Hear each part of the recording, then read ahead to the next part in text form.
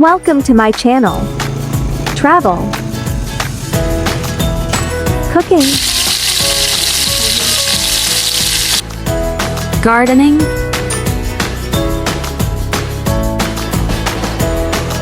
mukbang,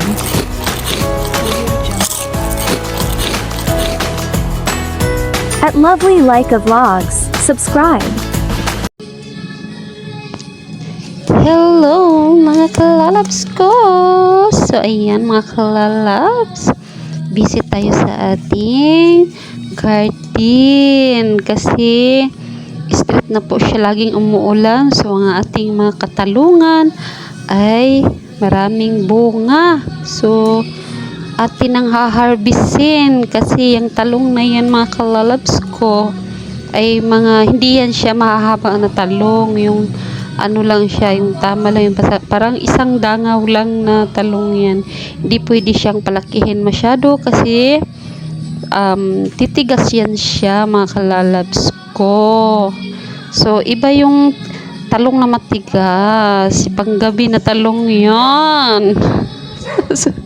So ayun mga kalalabs ko, yung talong na yan na harvest ko na kasi baka biglang titigas siya, tatanda na siya bigla mga kalalabs ko. Kailangan isang dangkal kukunin na natin yan kasi ganyan ang lahi ng talong na yan. So ayan, kumukuha ako ng mga talong kasi marami talagang bunga siya mga kalalabs. Tapos na ambon-ambon pa yan, galing kakatapos ko lang magkasakit. Ayan na naman, nagpapaambon na naman na ang inyong sexy na Lovely Laika. So ayan, ang dami kong pinagkukuha mga kalalabs kasi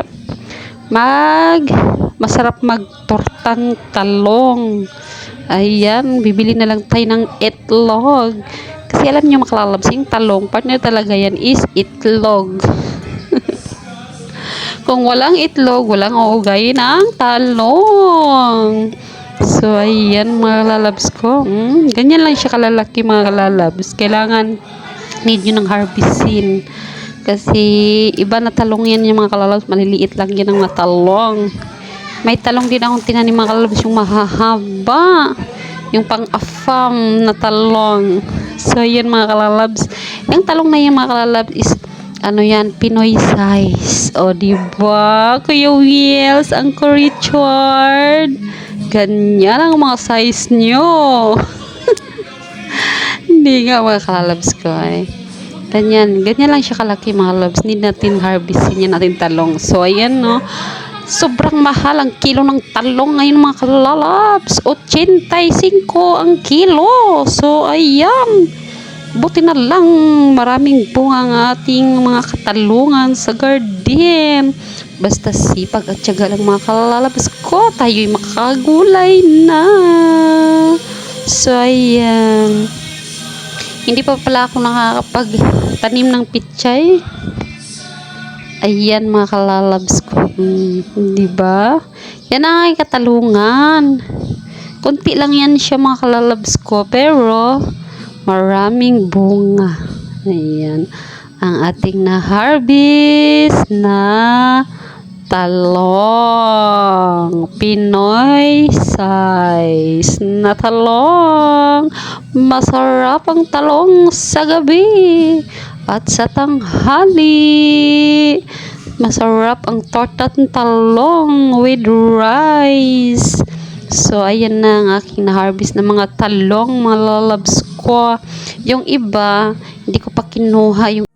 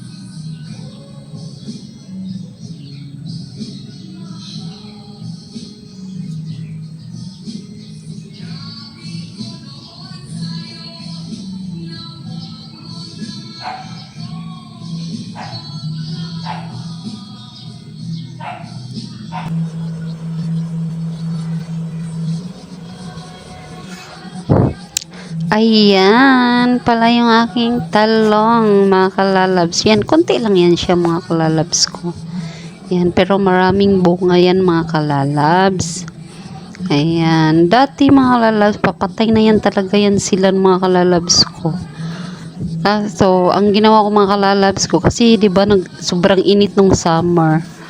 Ayan, kahit sakit sa mga kamay, dala pa rin akong tubig mga kalalabs. Binibisbisan ko yan, binubuhusan ko yan ng tubig umaga at hapon para makasipsip yung sanga niya ng mga tubig yung ano kasi mga kalalabs ko, yung mga lupa na yan tinaniman ko, hindi siya as in lupa lahat, ano yan, may mga kasamang mga bato-bato yan mga kalalabs ko, kaya need talaga niya basa lagi ang kanyang ugat. Kailangan siya buhusan ng buhusan.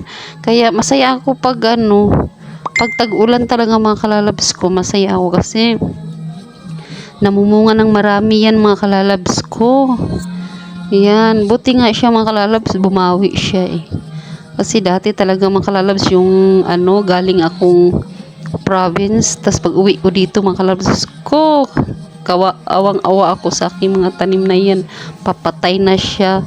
Kaya ang ginawa ko, tinanggalan ko ng mga patay na mga sanga, tapos puputol ko yung mga patay na sanga mga lalabs, tapos binuhusan ko ng tubig umaga hapon, and then yung puno niya, nilagyan ko yung mga puno niya ng mga lupa na yung mga sinunugan ko ng mga dahon-dahon mga kalalabs ko.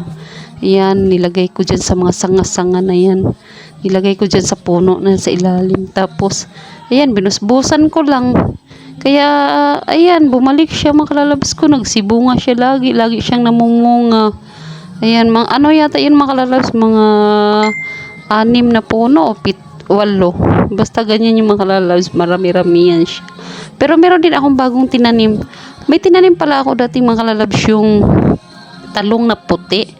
Alam niyo kalalabs, yung ginawa yung kabilang bahay na matay siya mga kalalabs, tapos kasi napapatakan siya ng mga simento, tapos summer pa yun, mainit kasi yun sa dahon yung simento, kaya namatay siya. Tapos may isang namatay na siya mga kalalabs, pero may isang umusli ang dahon, ang liit. Kaya ginawa ko, binisbisan ng tubig yun. Ayun, lumaki siya mga kalalabs ko. Isa na lang, siya lang mag-isa, puti na talong yung bilog na puti. Kaya ayun, nabuhay siya mga kalalabs ko. So, ayun, malaki na yun siya. Tapos inaantay na, mulaklak na siya. So, antayin na lang natin na magbunga yun na puti na talong. Kaso nga lang mga lalab, isa lang, pero okay lang, at least nabuhay siya. So ayan, may nakita pala akong flies, langaw. May langaw. Kasi maambon kasi siya, diyan pala siya nagtatago. Nagtatago pala yung langaw sa ilalim ng dahon. Ayan, takot maligo, parang pangkambing siya mga lalabs. So, ayun mga kalalabs, meron din akong tinanim na mahahabang talong doon sa kabilang gilid. So, malaki-laki na rin yun. Ito kasi mga lalabs, ayan, matagal ko nang tinanim na talong yan. Ayan. Kaya, marami na rin ako nakukuhang bunga niyan. Laging namumunga yan, lalo na ngayon, tag-ulan. Ko, ang ganda-ganda ng mga talong natin mga kalalabs.